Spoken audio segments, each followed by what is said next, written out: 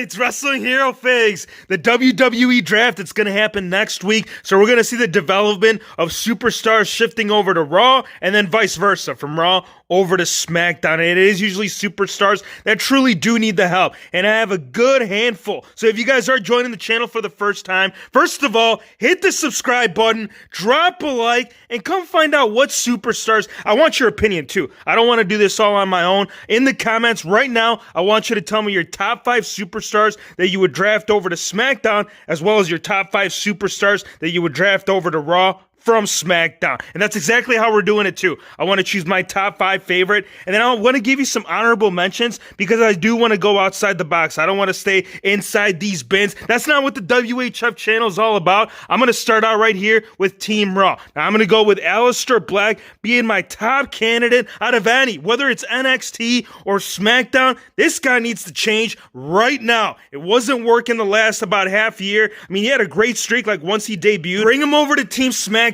Get some epic feuds going. Him versus Matt Riddle versus Jeff Hardy. I can give you a whole collaboration of stuff that Aleister Black could do. I don't see why they should have to change the character. After all, it worked so damn good in NXT, and it can for sure work over here for Team SmackDown. Now, my second one, I'm going to stick over here to Raw. Once we get through Raw, we'll come over to SmackDown and we'll hop around. This next choice, people might not agree with me, but you know what? I'm all right with that. Ricochet, he wasn't out there to make friends. Well, now he is, because now he's face, so now he's doing all the good boy things, but you need to go bad, man. You either need to go heel, you need to go to the dark side, or SmackDown. We got some pretty good high flyers. Ricochet, he's done it great. Him and Jeff Hardy, or maybe even Lucha House Party, we can throw it down, mid-card level IC Championship. The list goes on and on. Andrade, and I don't want to separate you. I'm sorry, Garza. I know you might not like this, but it's all good, because Andrade, I really enjoyed Andrade's single run. You go back down to NXT, this guy was doing something. Now, once he did come up here and he started doing the whole tag team division,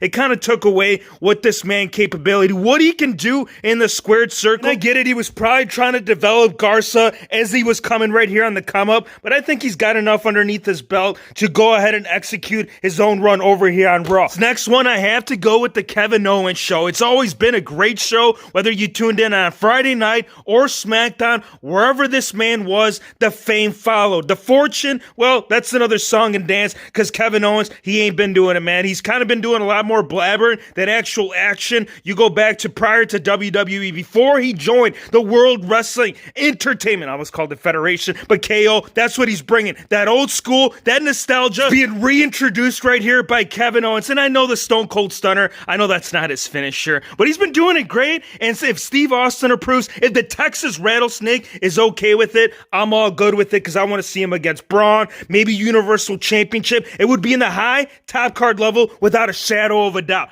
Edge, I'm not sure if we can go ahead and consider him. This is going to be my honorable mention. I know he's on Raw. I get it, at least according to WWE.com. That's what they're considering him. But ultimately, you guys, he's a legend. At the end of the day, this guy can walk over to a SmackDown door, start knocking, they'll let him in. And we ain't talking about The Fiend, because he's put a lot of legends up on that wall, but maybe having that WrestleMania rematch. At that time, yes, it was a younger Edge. He had a tag team partner, Christian, Edge. They were very much a thing. The Hardy Boys, they were giving them the fights of their lives. And what if it happens one more time? Jeff Hardy, you mind before your departure if we just have one more fight as an individual at the top of our peak, as one of the superstars that should be being brought up as a top card? And I'm not saying like high card like Seth Rollins or Randy Orton, but Buddy Murphy, this guy is being thrown. I mean, he even posted a picture. You guys follow him on Instagram. He posted that pic of him being a champion. Whether he's getting slapped around on Monday Night Raw, Buddy Murphy, NXT, 205 Live, he has hung in there, but it's not about hanging in there. It's about going out every night, giving it 115%, coming back the next day and said, you know what? We did something good. We achieved something. We captured a title. We joined the new brand. Let's get over to SmackDown. We did the honorable mention. We're going to do it for Smacky as well. We're going to start off with Nakamura, Shinsuke, the one we knew that was going to be called out on this. And yes, he's accomplished pretty much everything that you could potentially accomplish on SmackDown, except winning the big title. He's had the title shot. He's had the opportunity. Apparently, WWE, they think that he's not quite ready, and it is unfortunate because indies, whether it was over in Japan or whatever the case was, before he actually joined the main roster, he's just kind of stayed at a flat level. He never got back up to where he should have originally been. That's just my opinion, and that kind of goes the same for Otis. Like, yes, we have the Money in the Bank briefcase winner, but what's going on? Like, is he going to eventually cash in? Are we going to see him back into it? Of course, we're going to mention the elephant in the room. It's just kind of funny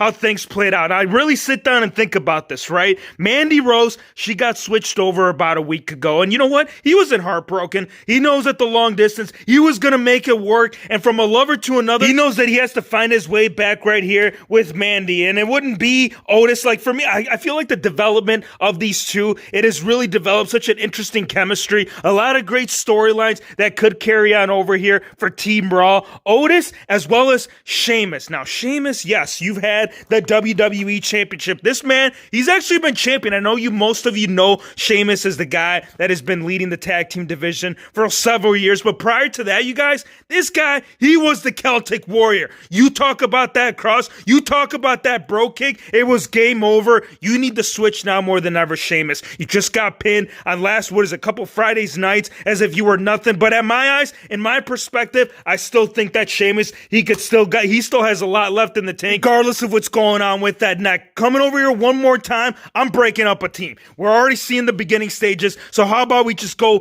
fully on board with it? Let's get Kalisto. Let's do the replacement. What do I mean by that is that Rey Mysterio, now that he's kind of walked away from the business, I'm sure we'll still see him back into the ring one more time. But the thing is that Kalisto, like before the Lucha House Party was very much a thing, he was that underdog. He was the one story that, like, there is no way that this dude, 5'0" is gonna be able to defeat the giants that he had in front of his obstacles. Because Ryback, that's probably one of the biggest story at least for Kalisto, when you talk about like the history of this man. That's kind of what I'm thinking. And him, he's always done great with the bigger dudes. He can hang out on his own. He doesn't need side gigs. I'm sorry, you guys. Look, Grand Metalik, I ain't trying to take anything away from you, but at the end of the day, Kalisto, he's got so much more going on. Daniel Bryan, where are you hiding, Bryan? Because I ain't seeing you. Well, I'm actually seeing you right underneath the Fiend. And another man right here, another top superstar, really hasn't had his chance lately. And I do understand the return of Roman Reigns. He's going to outshadow quite a bit, but he needs to step out of the shadow. Come join the Raw family. Give me your thoughts again in the comments. I want you to tell me your top favorite superstars that ideally you would like to see, whether it's change or just being brought. Now, the reason why I don't want to incorporate NXT is that, one, I don't want to jinx anybody. Every year that we've seen this draft, when there's been NXT call-ups that have developed, dude, it has always been bad. There hasn't been one good storyline. Keith Lee, I'm praying that you're different. I'm hoping that this call-up right here for Raw, it's going to benefit you more than what you were doing on NXT. But I highly doubt that, because none of that is going to change until the old man croaks. I want to thank you guys for watching. Be sure to hit the subscribe button if you're new to the channel, and we'll see you on the next one.